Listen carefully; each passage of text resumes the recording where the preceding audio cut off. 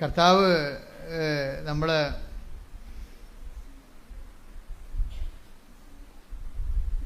വിശുദ്ധ മത്തായി ശ്ലീഹായുടെ സുവിശേഷം 7-24 വാക്യം.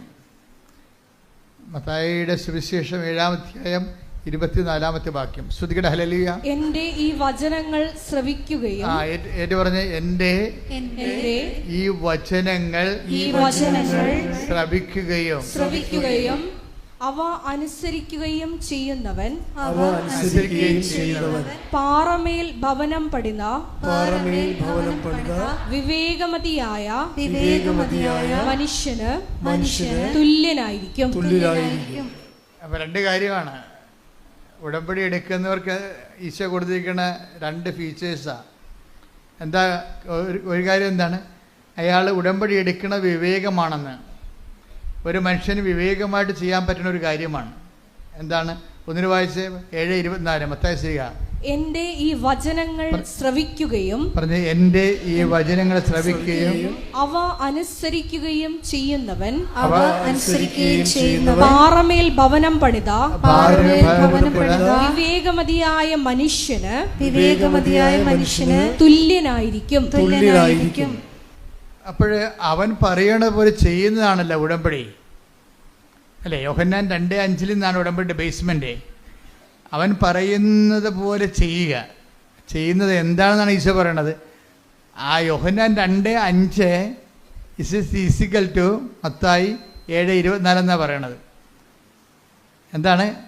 എൻ്റെ ഈ വചനങ്ങൾ കേൾക്കുകയും എൻ്റെ ഈ വചനങ്ങൾ കേൾക്കുകയും അതനുസരിച്ച് ജീവിക്കുകയും ചെയ്യുന്നവൻ പാറമേൽ പാറയെന്ന് പറഞ്ഞ എന്താ? 18:2 സങ്കീർത്തനം 18:2 എടുത്ത് ശ്രുതികട്ടെ. ഹല്ലേലൂയ ഹല്ലേലൂയ ഹല്ലേലൂയ ഹല്ലേലൂയ. യേശുവേ നന്ദി നന്ദി. ഹല്ലേലൂയ ഹല്ലേലൂയ ഹല്ലേലൂയ ഹല്ലേലൂയ. യേശുവേ 18-ാം സങ്കീർത്തനം 2-ാം തിരുവചനം. സങ്കീർത്തനം 18:2. അതെ, അങ്ങാണ് എൻ്റെ രക്ഷാശിലയും കോട്ടയും വിമോചകനും എന്ന് പറഞ്ഞ് അങ്ങാണ് എന്റെ രക്ഷയുടെ പാറയും കോട്ടയും ശിലയും. പാറാണ് പാറ, ദൈവമാണ് പാറ. ദൈവമാകുന്ന പാറമേൽ എങ്ങനെയാണ് നമുക്ക് നമ്മുടെ ജീവിത ഭവനം പണിയാൻ പറ്റണത്? അത് സങ്കീർത്തനം 18:2 ദൈവമാണ് പാറ, അല്ലേ? ഈ പാറമേൽ ഭവനം പണിയണതാണ് നമ്മളുടെ ഉടമ്പടി ജീവിതം എന്ന് പറയുന്നത്. എന്താണ്? യോഹന്നാൻ 2:5 അനുസരിച്ച് അവൻ പറയണ പോലെ ചെയ്യണത്. അത് എന്തിന് സമമാണ്? അത് മത്തായി 7:24 സമമാണ്. എന്താണത്? എൻ്റെ ഈ വചനം കേൾക്കുകയും അതനുസരിച്ച് ജീവിക്കുകയും ചെയ്യുന്നവൻ പാറമേൽ ദൈവത്തിന്റെ അടിസ്ഥാനത്തിലെ ജീവിത ഭവനം പണി ചെയ്യുന്ന വിവേകിയായ മനുഷ്യന് തുല്യനാണ്. ഇതിനകത്ത് ഒരു കാര്യത്തിൽ നമ്മൾ വളരെ നിശ്ചയമുള്ളവരായിരിക്കണം. വിഷയമല്ല വിഷയം, വചനമാണ് വിഷയം. പറഞ്ഞു മനസ്സിലായ? ഉടമ്പടിയിലെ വിഷയമല്ല വിഷയം, പിന്നെന്താണ്? വചനമാണ് വിഷയം. വിഷയം എന്ന് പറഞ്ഞാൽ എന്താണ്? നമ്മുടെ ജെട്ട് നടപടി, അല്ലേ? അല്ലെങ്കിൽ കല്യാണം ഒത്തുവരണില്ല, PR കിട്ടണില്ല, പെൻഷൻ കിട്ടിയിട്ടില്ല, അതാണ് വിഷയം. ഇപ്പം അച്ഛനെന്താ പറഞ്ഞത്? വിഷയമല്ല വിഷയം, വചനമാണ് വിഷയമെന്ന്. എന്താ വിഷയം? ഈ വിഷയം ഒരു വിഷയമല്ല. എന്താണ് വിഷയം? ഉടമ്പടി പ്രകാരം വചനമനുസരിച്ച് ജീവിക്കുമ്പോൾ കർത്താവാണ് മറ്റ് സെറ്റ് ചെയ്യണത്. അത് മെറിറ്റിലല്ല, നോട്ട് ബൈ മെറിറ്റിലാണ്. നമ്മുടെ യോഗ്യത കൊണ്ടല്ല, ദൈവത്തിൻ്റെ കൃപ കൊണ്ടാണ്. പല വിഷയങ്ങളും സത്യം എന്താണെന്ന് ചോദിച്ചു കഴിഞ്ഞാൽ, ഇപ്പം എന്താണ് സത്യം എന്ന് ചോദിക്കുന്നുണ്ട്. ആരോട് ചോദിക്കുന്നുണ്ട്? പീലാത്തോസ് ഈശോനോട് ചോദിക്കും. ഈശോ തൽക്കാലം അയാളോടത് പറയുന്നില്ല. എന്താ കാര്യം? അയാളുടെ സത്യത്തെക്കുറിച്ച് പറഞ്ഞിട്ട് കാര്യമില്ല. അതുകൊണ്ടാണ് ഈശോ മൗനം പാലിച്ചത്. പീലാത്തോസ് ഈശോയോട് ചോദിക്കണില്ലേ, വാട്ട് ഈസ് ട്രൂത്ത്? ഞാൻ സത്യത്തിന് സാക്ഷ്യം വഹിക്കാൻ വന്ന ആളാണെന്ന് ഈശോ പറയുമ്പോൾ പീലാത്തോസ് ഈശോയോട് എന്ത് പറയും? ചോദിക്കും, വാട്ട് ഈസ് ട്രൂത്ത്? എന്താണ് സത്യം? ഈശോ അവിടെ മിണ്ടണില്ല. പരിശുദ്ധാത്മാവ് ഈ ഭാഗം എഴുതുമ്പോൾ യോഹന്നാനെ വ്യാഖ്യാനിച്ചു കൊടുക്കും. Your word is the truth. അങ്ങയുടെ വചനമാണല്ലോ സത്യം. അപ്പോൾ വചനമാണ് സത്യം. ആ സത്യം ആരോടാ പറയണത്? ആ വചനം പാലിക്കാൻ സന്മനസ്സും തുറവിയും ഉള്ളവരോടാണ് പറയണത്, എല്ലാവരോടും പറയത്തില്ല. അതുകൊണ്ടാണ് പറയണത് പുറത്തുള്ളവർക്ക് അത് ഉപമകളിലൂടെ പറയുന്നുവെന്ന്. തനിച്ചാകുമ്പോൾ അത് വ്യാഖ്യാനിച്ചു കൊടുക്കുന്നു. Take the blood of God. ശ്രുതികട ഹല്ലേലൂയ. ഹല്ലേലൂയ ഹല്ലേലൂയ യേശുവേ നന്ദി നന്ദി ഹല്ലേലൂയ ഹല്ലേലൂയ ഹല്ലേലൂയ ഹല്ലേലൂയ ഹല്ലേലൂയ യേശുവേ സ്തുതി യേശുവേ ആരാധന ആരാധന യേശുവേ നന്ദി മഹത്വം ഹല്ലേലൂയ. മർക്കോസ് 4:11. മർക്കോസ് 4:11. അവൻ പറഞ്ഞു ഏറ്റു പറഞ്ഞ അവൻ പറഞ്ഞു ദൈവരാജ്യത്തിന്റെ രഹസ്യം നിങ്ങൾക്കാണ് നൽകപ്പെട്ടിരിക്കുന്നത്. പുറത്തുള്ളവർക്കാകട്ടെ എല്ലാം ഉപമകളിലൂടെ മാത്രം.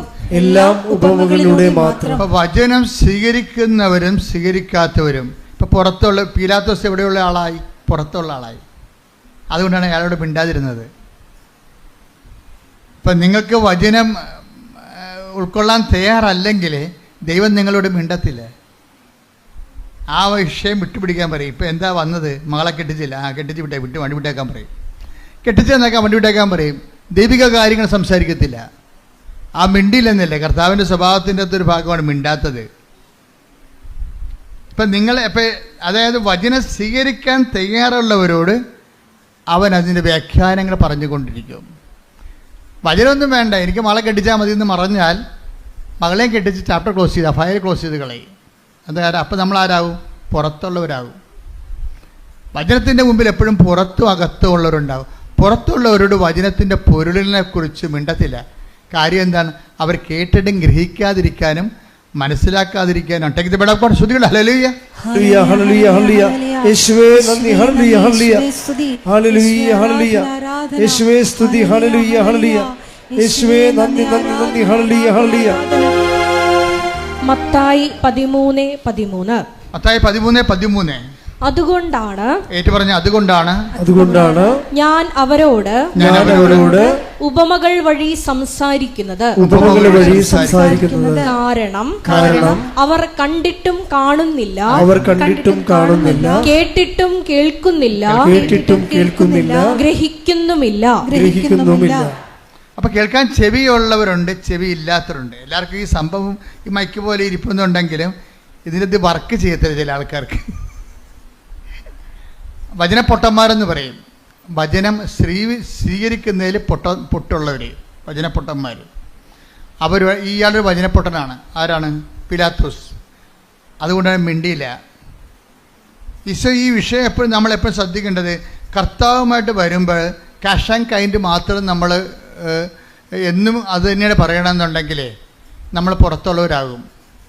പുറത്തുള്ളവർ പറയും, ഈശോ പറയും, മക്കൾക്ക് മിണ്ടാത്തത് എന്താണ് നീ എന്ന് കർത്താവിനോട്ടിരിക്കുക അപ്പോസ്തലന്മാർ ചോദിച്ചു. Why are you not talking? അപ്പോസ്തലന്മാർ ചോദിച്ചു. അവളെ പറഞ്ഞു വിടാൻ കാനങ്കാരിയില്ലേ, കാനങ്കാരിയുടെ ഒരു സെക്ഷൻ. ശ്രുതികട ഹല്ലേലൂയ. യേശുവേ നന്ദി ഹല്ലേലൂയ ഹല്ലേലൂയ ഹല്ലേലൂയ ഹല്ലേലൂയ ഹല്ലേലൂയ യേശുവേ സ്തുതി ഹല്ലേലൂയ ഹല്ലേലൂയ. 15:23. മത്തായി 15:23 എടുത്തേ.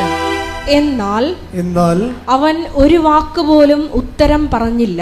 മത്തായി 15:23 കണ്ടില്ലേ?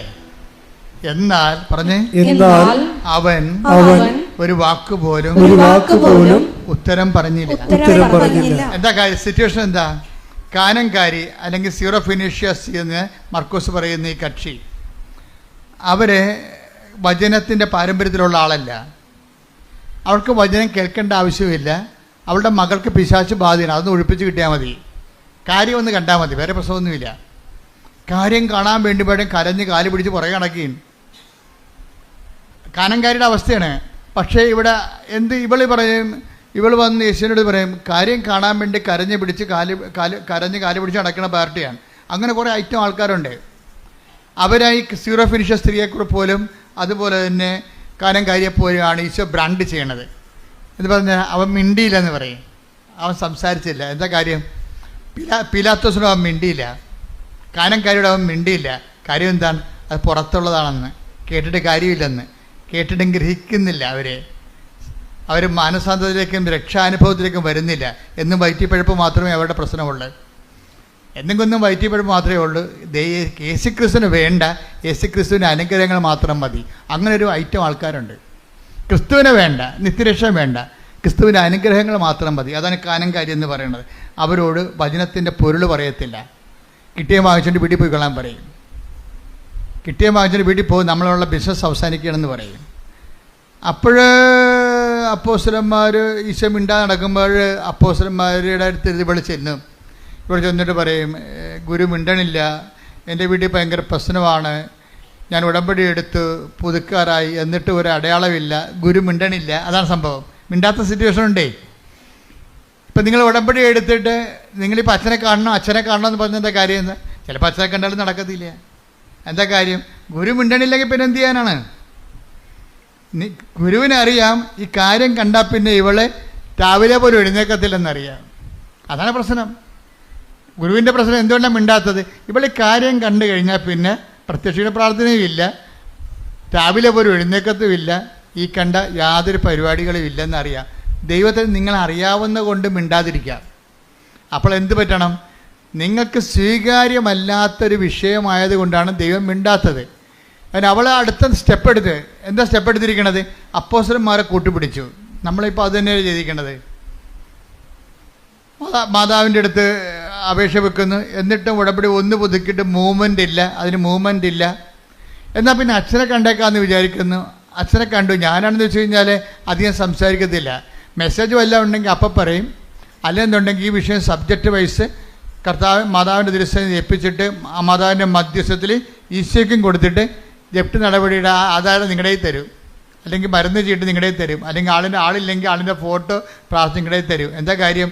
ഇനി ഞാൻ പറയാനുള്ളത് പറഞ്ഞിട്ടുണ്ട്, കർത്താവ് ചെയ്യാനുള്ളത് ചെയ്യും.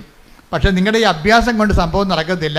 മര്യാദയ്ക്ക് ഉടമ്പടി ജീവിക്കണമെന്ന്. ഉടമ്പടി ജീവിക്കണം. ഉടമ്പടി എന്തിനുള്ളതാണ്? ഉടമ്പടി പ്രാർത്ഥിക്കാനുള്ളതല്ല. പിന്നെന്താണ്?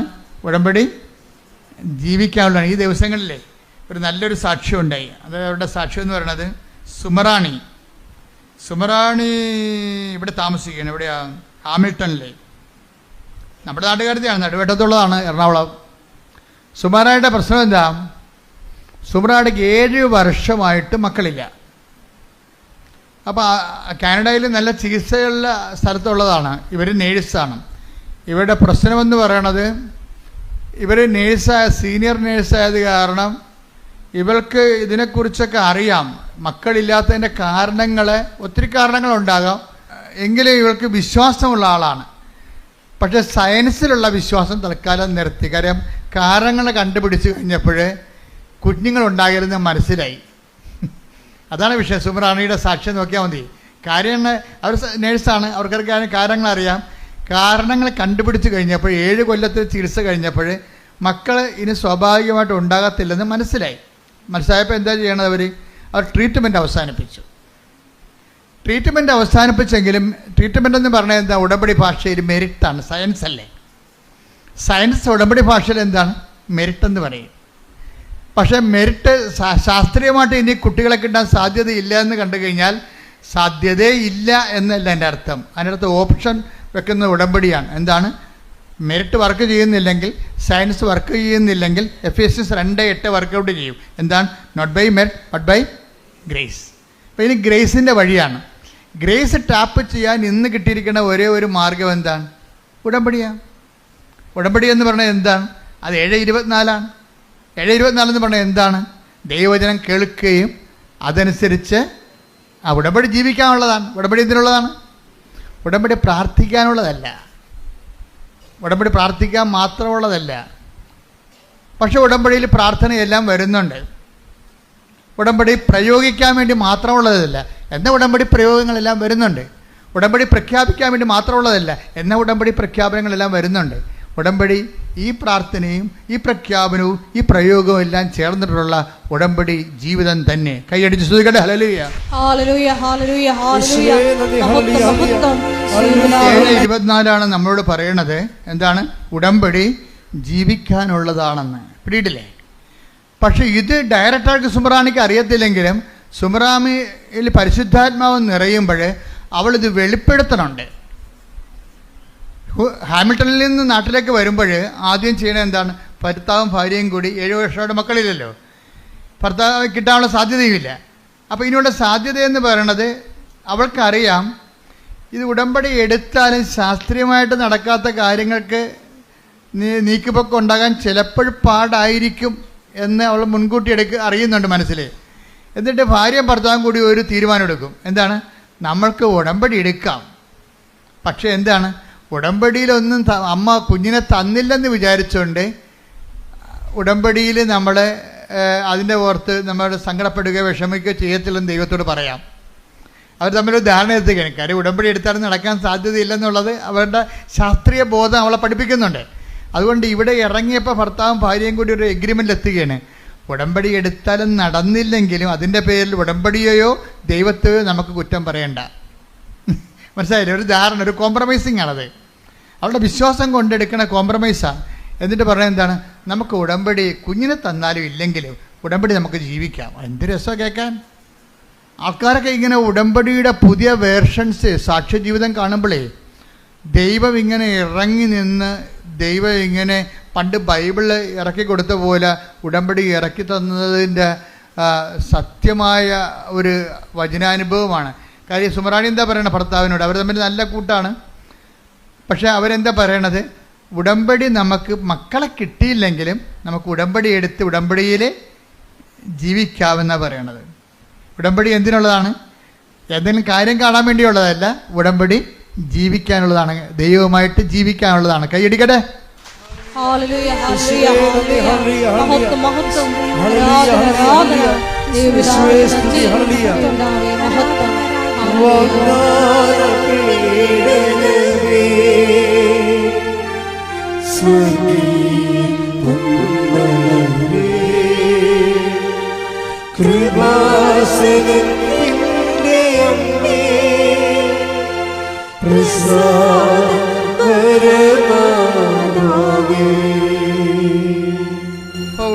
ഉടമ്പടി ജീവിക്കാനുള്ളതാണെന്നുള്ള ആന്തരികമായ ബോധ്യത്തിലാണ് സുമറാണിയും ഹസ്ബൻഡും കൂടി ഉടമ്പടി എടുക്കുന്നത്. പക്ഷെ അങ്ങനെ ഉടമ്പടി എടുത്ത് അവർ ഉടമ്പടി ജീവിക്കാൻ തുടങ്ങിയപ്പോൾ അമ്മയ്ക്ക് മനസ്സിലായില്ലേ ഇത് സത്യമായ വിഷയമാണ് ചെയ്യാൻ പോണമെന്ന്. അതാണ് സത്യമാണെന്ന് കണ്ടു കഴിഞ്ഞാൽ ശാസ്ത്രത്തെക്കാൾ വലുതല്ലേ ദൈവം. അതാ വിഷയം. അവർക്ക് ദൈവത്തെ ശാസ്ത്രീയമായിട്ട് കിട്ടാൻ സാധ്യതയില്ലാത്ത കാര്യത്തിൻ്റെ പേരിൽ ദൈവത്തെ പഴിചാരരുന്നുള്ള മുൻ ജാമ്യമെടുത്താണ് അവർ ഉടമ്പടി എടുക്കുന്നത്. ജാമ്യം എടുക്കണേ, അതിൻ്റെ പേരിൽ ഞങ്ങൾ ദൈവത്തെ കുറ്റം പറയത്തില്ല. ഞങ്ങൾ ഉടമ്പടി എടുക്കേണ്ട ഉദ്ദേശം എന്താണ്? ഉടമ്പടിയിൽ ജീവിക്കാൻ വേണ്ടിയാണ്. അപ്പോൾ ഉടമ്പടിയിൽ അവർ ജീവിക്കുകയാണ്. അവൻ പറയണ പോലെ ചെയ്തുകൊണ്ടും ഉടമ്പടിയുടെ എല്ലാ വാഗ്ദാനങ്ങളും എല്ലാ നിബന്ധനകളും നിറവേറ്റിക്കൊണ്ട് അവർ ഉടമ്പടി ജീവിക്കാൻ. പക്ഷെ 1 മാസം മറ്റോ ജീവിച്ചുള്ളൂ, അപ്പം തന്നെ അവൾ പ്രഗ്നൻ്റായി.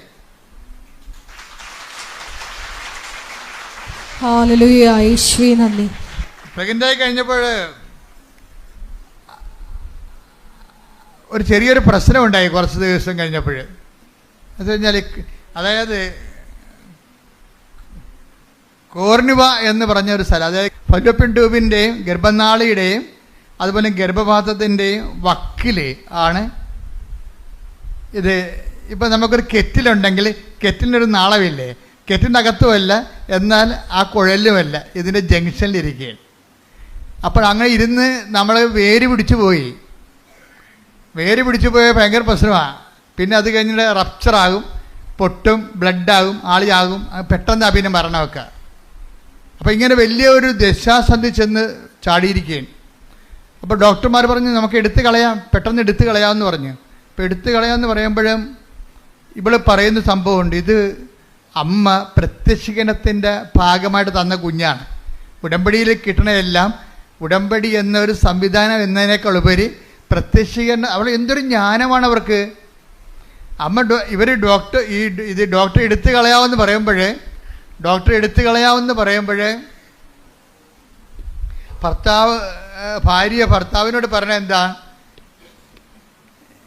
ഇത് ഉടമ്പടി വഴി കിട്ടിയതല്ലേ. അപ്പോഴും ഉടമ്പടി വഴി കിട്ടിയെന്ന് പറഞ്ഞു കഴിഞ്ഞാൽ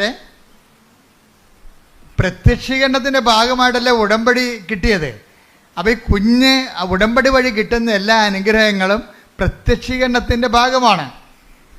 അപ്പോൾ ഈ കുഞ്ഞ് അമ്മയുടെ പ്രത്യക്ഷീകരണത്തിൻ്റെ ഭാഗമായിട്ടല്ലേ ഇങ്ങനെ കോർണിവായൊരു കുഞ്ഞിങ്ങനെ ഉരുവായിരിക്കണത്. അപ്പോൾ ഇത് എടുത്തു കളയാമെന്ന് വൈദ്യശാസ്ത്രം പറഞ്ഞാൽ പ്രത്യക്ഷീകരണത്തിൻ്റെ ഭാഗമാകണത് എങ്ങനെയാണ്? അപ്പോൾ ദൈവത്തിന് ഇതിൻ്റെ അകത്ത് പദ്ധതി ഉണ്ട്, നമുക്ക് വെയിറ്റ് ചെയ്യാമെന്ന് പറഞ്ഞു, പ്രാർത്ഥിച്ച് വെയിറ്റ് ചെയ്യാമെന്ന് പറഞ്ഞു. പ്രാർത്ഥിച്ച് വെയിറ്റ് ചെയ്യാമെന്ന് പറയുമ്പോൾ കണ്ട പ്രാർത്ഥന തന്നെ കണ്ടില്ലേ? ഇവിടുന്നാണ് ഉടമ്പടിയിൽ ഉണ്ടാകുന്ന പ്രാർത്ഥന എന്ന് പറയണത്. ഉടമ്പടിയിൽ അച്ഛൻ എന്താ പറഞ്ഞത്? പ്രാർത്ഥനയുണ്ട്, പിന്നെ എന്താണ്? പ്രഖ്യാപനമുണ്ട്, പിന്നെ എന്താണ്? പ്രയോഗമുണ്ട്. അപ്പം പ്രാർത്ഥന വന്നിട്ട് ഇവരെന്നാ ചെയ്യുമെന്നറിയാമോ? ഒരാഴ്ച പ്രാർത്ഥിക്കും. കൊച്ചിനെ എടുത്ത് കളയാം, അതിനുവേണ്ടി ഓപ്പറേഷൻ നിശ്ചയിച്ച് കഴിയുമ്പോൾ ഓപ്പറേഷൻ ഇവിടെ ഒപ്പിട്ട് കൊടുക്കാതെ ഇവരെന്ത് ചെയ്യും? ഉടമ്പടിയിലെ 33% എന്താണ്? പ്രാർത്ഥനയല്ലേ. ആ പ്രാർത്ഥനയിലേക്ക് ഇവർ പോകും. പ്രാർത്ഥനയെ പ്രവേശിച്ച് അതായത് ഒരാഴ്ച കഴിയുമ്പോൾ ഇവരെന്താ പ്രാർത്ഥിക്കണത്? ഇവർ പ്രാർത്ഥിക്കുന്നത് ഡോക്ടറിനെ സമർപ്പിച്ചാണ് പ്രാർത്ഥിക്കണത്, ഇവരെ സമർപ്പിച്ചല്ല. ഇവർക്ക് പ്രശ്നങ്ങളില്ലെന്നാണ് പറയണത്. ഇവർ പറയുന്നത് ഡോക്ടറിനാണ് പ്രശ്നം. ആ പ്രശ്നം അവർ ഡിറ്റക്റ്റ് ചെയ്യണണ്ടല്ലേ, ആ ഡിറ്റക്ഷൻ ഭയങ്കരമാണ്. ഞങ്ങൾ ഡോക്ടറിനെ സമർപ്പിച്ച് പ്രാർത്ഥിച്ചത്. പ്രശ്നം ആർക്കാ? പ്രശ്നം ഇവർക്കാ. ഇവരുടെ ഗർഭപാത്രത്തിലല്ലേ ഗർഭനാളിയുടെ കുഞ്ഞ് ജനിച്ചിരിക്കണത്, സൈഗോട്ട് രൂപപ്പെട്ടിരിക്കണത്. പക്ഷേ ഇവർ പ്രാർത്ഥിക്കുന്നത് ആരെ? ഗർഭനാളി സമർപ്പിച്ചല്ല പ്രാർത്ഥിക്കുന്നത്, അവരെ പ്രാർത്ഥിക്കുന്നത്. അത് പരിശുദ്ധാത്മ വിവേചനം കൊടുക്കും. കാര്യം നിങ്ങളുടെ ഉള്ള പ്രശ്നം ഓപ്പറേഷൻ നിശ്ചയിച്ച ഡോക്ടറിനാണ് പ്രശ്നം, അതാ വിഷയം. ഈ പരിശുദ്ധാത്മാവ് minimum keep the Holy Spirit എന്ന് ഞാൻ എപ്പോഴും പറയത്തില്ലേ. അതായത് പരിശുദ്ധാത്മാവാണ് വിവേചനം നടത്തേണ്ടത്. പരിശുദ്ധാത്മ ഇവർക്കുള്ളത് കാരണം പരിശുദ്ധാത്മ പറഞ്ഞു നിങ്ങളുടെ ഗർഭപാത്രമല്ല സമർപ്പിച്ച് പ്രാർത്ഥിക്കേണ്ടത്, മരുന്നുമല്ല പറഞ്ഞത്. ഓപ്പറേഷന് വേണ്ടി പറഞ്ഞ് ഡോക്ടറിനെ സമർപ്പിച്ച് പ്രാർത്ഥിക്കണമെന്ന്. ഇവർ ഡോക്ടറിനെ സമർപ്പിച്ച് രാത്രി ആരാധന നടത്തി. പ്രത്യക്ഷീകരണ പ്രാർത്ഥന വെച്ചല്ലേ, ഒരാഴ്ച മുഴുവൻ ഡോക്ടറിനെ സമർപ്പിച്ച് പ്രാർത്ഥിച്ചപ്പോൾ ഡോക്ടറിൻ്റെ അകത്തൊരു മാറ്റം ഉണ്ടായി. ഡോക്ടറിന് അതാണ് പ്രാർത്ഥനയുടെ സംഭവം. ഡോക്ടർ ഇതിൻ്റെ സ്പെസിമെൻ എടുത്തിട്ട് സ്കാനിങ് റിപ്പോർട്ട് എടുത്തിട്ട് കാനഡയിൽ നിന്ന് ഓസ്ട്രേലിയയിലേക്ക് അയച്ചു കൊടുക്കും. ഡോക്ടറിൻ്റെ സീനിയർ ഡോക്ടറിനെ അയച്ചു കൊടുക്കും. ഗൈനക്കോളജി വിഭാഗം കൈകാര്യം ചെയ്യുന്ന എക്സ്പെർട്ടാണ്. അപ്പോൾ അതാണ് ഡോക്ടറിനുണ്ടായ മാറ്റം. അവർ സ്കാനിങ് റിപ്പോർട്ട് രണ്ടാമത് ഈ സ്കാനിങ് റിപ്പോർട്ട് അപ്പോൾ ഇവള് സുമറാണി പറയവേ, എടാ ഞാനൊരു സാധാരണ നേഴ്സാണ്, എനിക്ക് ഇത്രയും സ്പെഷ്യൽ കെയറും വേറെ ഇൻ്റർനാഷണൽ ലെവലിൽ വേറെ രാജ്യങ്ങളിൽ എന്നെ ടെസ്റ്റ് ചെയ്യേണ്ട കാര്യമില്ല. പക്ഷേ എങ്കിലും ഇതെല്ലാം ഫ്രീ ആയിട്ട് ഇവർ ചെയ്യണം ആശുപത്രിക്കാർക്ക് ഇതൊരു പുതിയ കേസാണ്. അതിൻ്റെ കേസ് എന്താണെന്ന് അവർക്ക് പഠിക്കുകയും ചെയ്യണം, കേസ് സ്റ്റഡിയും വേണം. അതുകൊണ്ട് അവരുടെ റിസ്കിൽ അവരുടെ എക്സ്പെൻഡിച്ചറിലും അവർ ഇത് ഉപരിപഠനത്തിനായിട്ട് ഈ സ്കാനിങ് റിപ്പോർട്ട് അയക്കും. ഡോക്ടറിനെ സംബന്ധിച്ച് പ്രാർത്ഥിക്കുമ്പോൾ സംഭവിക്കുന്ന വിഷയങ്ങളാണത്. അവിടെ ഓസ്ട്രേലിയ ഡോക്ടർ ഇത് പെട്ടെന്ന് പഠിച്ചിട്ട് പറയും ഇത് കുഴപ്പമില്ല, സമയത്ത് കുറച്ച് കഴിയുമ്പോൾ ഇത് താഴേക്ക് ഇറങ്ങി വരും.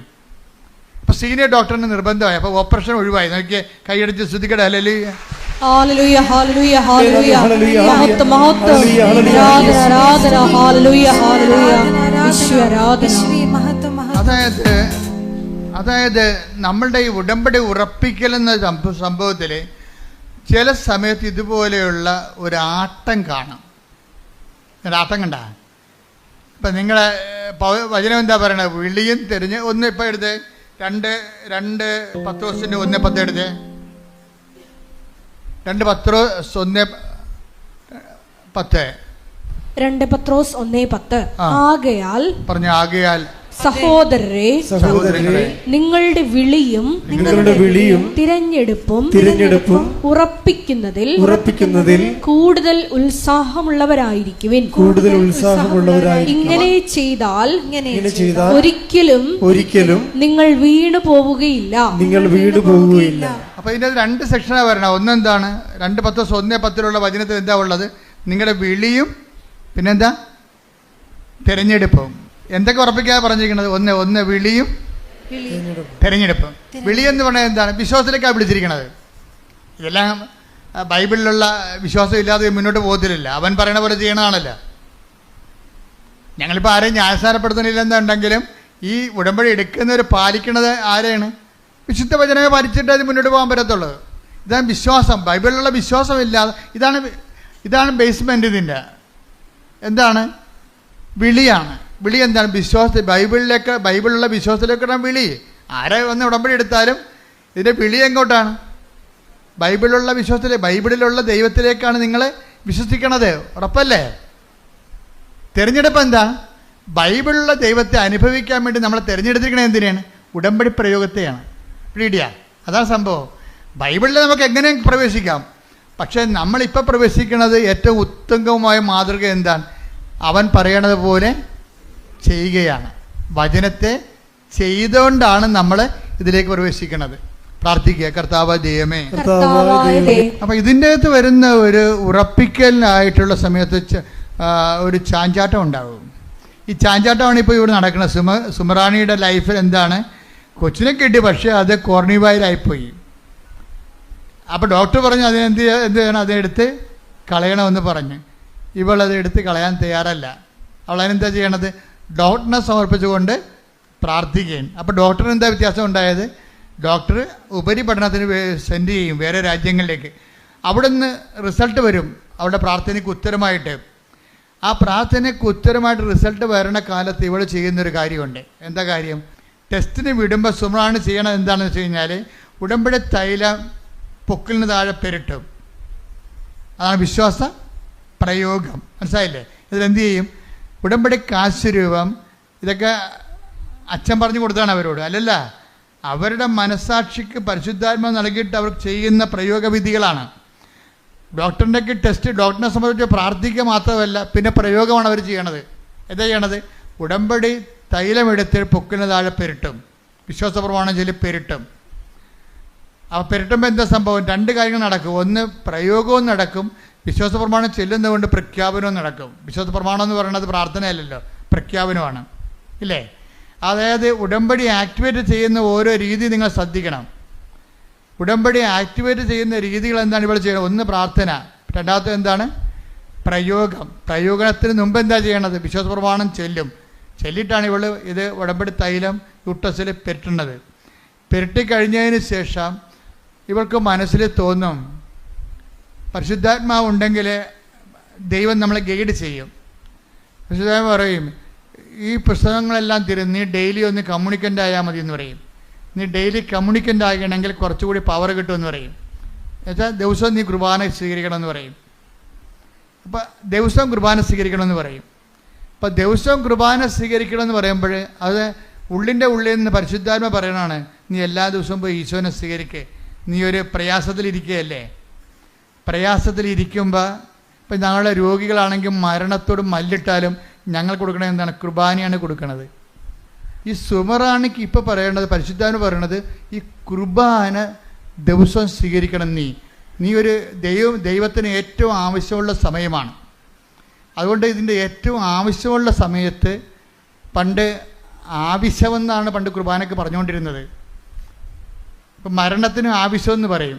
രണ്ട് ആവശ്യത്തിൽ പോയെന്ന് പറഞ്ഞു കഴിഞ്ഞാൽ മരണത്തിനും പണ്ടത്തെ ഭാഷയിൽ ആവശ്യമെന്ന് പറയും. കുർബാന കൊടുക്കണതിന് അത്യന്തം എന്നൊക്കെ പറയും. അത്യന്തം ആവശ്യമായിട്ട് വരുന്ന സംഭവമാണ്. ആ സമയത്ത് കുർബാനയാണ് സഭ കൊടുക്കണത്. കർത്താവ് ഈശോനെയാണ് കൊടുക്കണത്. അപ്പം ഈശോനെ കൊടുക്കണ ഒരു ജോലി ഇവൾ പറയണത്, നീ ഈ അത്യന്ത ഘട്ടത്തിലാണ്. സുമറാണിയോട് പറയണത്, നീ ഇപ്പോൾ അത്യന്ത ഘട്ടത്തിലാണ്. നിനക്ക് കുഞ്ഞിന് എന്തും സംഭവിക്കാവുന്ന സമയമാണ്. ഇപ്പോൾ വേറെ ഒന്നും ഇവിടെ വിലപ്പോകത്തില്ല. കുർബാന മാത്രമേ വിലപ്പോകത്തുള്ളൂ. അതുകൊണ്ട് നീ കുർബാന മുടക്കരുതെന്ന് പറയും. അപ്പോൾ ഇവൾ എല്ലാ ദിവസവും ഈ വയറും വെച്ച് കുർബാന സ്വീകരിക്കാൻ പോകാൻ പാടാണ്. കുറച്ച് മെഡിക്കൽ റെസ്ട്രിക്ഷൻ ഉള്ള ആളാണ്. എങ്കിലും കുർബാന സ്വീകരിക്കാൻ പോകും. കുർബാന സ്വീകരിച്ച് കഴിയുമ്പോൾ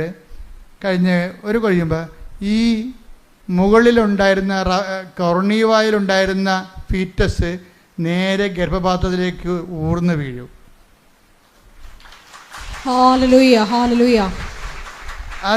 അതായത് പരിശുദ്ധാത്മാവ് എങ്ങനെയാണ് ഒരു വ്യക്തിയെ ഗൈഡ് ചെയ്യണമെന്ന് നോക്കണം. അത്യന്ത ഘട്ടങ്ങളിൽ ആവശ്യമായ സഹായങ്ങൾ കർത്താവ് പണ്ട് പരിശുദ്ധാത്മാവിനെ കുറിച്ച് പറഞ്ഞപ്പോഴേ, ഞാൻ പോണത് കൊണ്ട് പേടിക്കണമെന്നും വേണ്ട, പരിശുദ്ധാത്മാവ് ഉണ്ടാവും പരിശുദ്ധാത്മാവ് കൂടെ ഉണ്ടാവും. അപ്പം പരിശുദ്ധാത്മാവ് കൂടെ ഉണ്ടാകുമ്പോഴേ എന്താണ്? ഇപ്പോൾ ഈ ദിവസങ്ങളിൽ ദാനിയലച്ഛൻ്റെ ഒരു പ്രഭാഷണം ഉണ്ടായിരുന്നു. എന്താ പ്രഭാഷണം എന്ന് വെച്ച് കഴിഞ്ഞാൽ, പരിശുദ്ധാത്മാവ് നിങ്ങൾ ഓർക്കും കരിസ്മാറ്റിക്കാർക്ക് മാത്രമേ കിട്ടത്തുള്ളൂ, അല്ലെങ്കിൽ വിശുദ്ധന്മാർക്ക് മാത്രമേ കിട്ടത്തുള്ളൂ. അതല്ല, തെറ്റായ ധാരണയാണത്. എല്ലാ ജനങ്ങൾക്കും പരിശുദ്ധാത്മാവിനെ കർത്താവ് പറഞ്ഞിരിക്കണ ആരാണ്? എല്ലാം അന്നാളുകളിൽ എൻ്റെ ആത്മാവിനെ ഞാൻ എല്ലാവർക്കും ഞങ്ങൾ ഉടമ്പടിയിൽ നിങ്ങളോട് പശ്ചാത്തപിക്കണമെന്ന് എല്ലാവരോടും പറഞ്ഞിട്ടുണ്ട്. കത്തോലിക്കരോട് കുമ്പസാരിക്കണമെന്ന് പറഞ്ഞിട്ടുണ്ട് അല്ലേ? അതിൻ്റെ ഒരു ഉദ്ദേശം എന്താ? പരിശുദ്ധാത്മാവിനെ ഓൺലൈനിലേക്ക് ആക്ടിവേഷൻ ചെയ്യുകയാണ്. നിങ്ങൾക്കൊരു ധർമ്മസങ്കടം വന്ന സമയത്ത് നിങ്ങളെ സഹായിക്കാൻ ആരും ഉണ്ടാകത്തില്ല. ആരുണ്ടാവും? സുബ്രാണിയോട് പറഞ്ഞില്ലേ ഈശോനെ സ്വീകരിക്കും, ദിവസവും പോയി. അതാരാ പറഞ്ഞു കൊടുത്തിരിക്കണത്? പരിശുദ്ധാത്മാ പറഞ്ഞിരിക്കണത്. അപ്പോൾ ദിവസവും ഈശോനെ പോയി. ഇനി അത്യന്ത ഘട്ടങ്ങളിൽ വരുമ്പോൾ നമുക്ക് നിർദ്ദേശങ്ങൾ കിട്ടണം. ഇപ്പം അവർ മരിച്ചു, ഇവർ മരിച്ചു, എന്നെ നോക്കാനും ആരുമില്ല, ഞാൻ കഷ്ടപ്പാടാണ്, ഞാൻ ഒത്തിരി പേരെ സഹായിച്ചു, എനിക്കൊരു ആവശ്യം വന്നപ്പോൾ സഹായിക്കാൻ ഒരു പട്ടിയുമില്ല, ഇങ്ങനെയൊക്കെ പല്ലുചക്കാത്ത വർത്തമാനം പറഞ്ഞിരുന്നൊരു കാര്യമില്ല. നിങ്ങൾക്ക് ദൈവത്തിന് ഒപ്പിച്ച് ജീവിക്കാത്തവൻ ഇങ്ങനെയുള്ള പിച്ചും പേയും മരണം വരെ പറഞ്ഞുകൊണ്ടേ വരും. ഓർത്തേക്കുക, നീ ഒരിക്കൽ ക്രിസ്തുവിനെ സ്വീകരിച്ച പിന്നെ നിനക്ക് ക്രിസ്തുവിനെ മാത്രം മതി. കാര്യം എന്താണ്? അവൻ എന്തിനും മതിയായവനും എന്തിനും പോകുന്നവനുമാണ്. ശ്രുതികട ഹല്ലേലൂയ.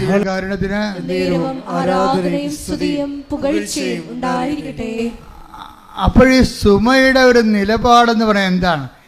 സുമറാണിയുടെ ഒരു നിലപാട് ഉടമ്പടി ജീവിതമല്ലേ. അവളെന്താ പറഞ്ഞത് ഭർത്താവിനോട്? നമുക്ക് കർത്താവ് കുഞ്ഞിനെ തന്നില്ലെങ്കിലും നമ്മൾ ഉടമ്പടി എടുക്കണത് എന്തിനാണ്? ഉടമ്പടിയിൽ ജീവിക്കാനാണ്. എന്താ കാര്യം? അവൾ ആ വചനത്തിൽ വേരൂന്നി വളരാൻ, അതാണ് ഉടമ്പടിയുടെ ലക്ഷ്യമെന്ന് അവൾ ഗ്രഹിച്ചിരിക്കുന്നത്. അതുകൊണ്ട് തനിക്കൊരു അനുഗ്രഹം കിട്ടിയില്ലെന്നവൻ്റെ പേരിൽ ദൈവത്തെ പ്രതിസ്ഥാനത്ത് നിർത്താൻ അവൾ തയ്യാറല്ല. ഒരു ആധ്യാത്മിക ജീവിതത്തിനെ അവൾ വിശ്വാസം കൊണ്ട് ജാമ്യത്തിലെടുക്കുകയാണ്. കൈയടിക്കട്ടെ.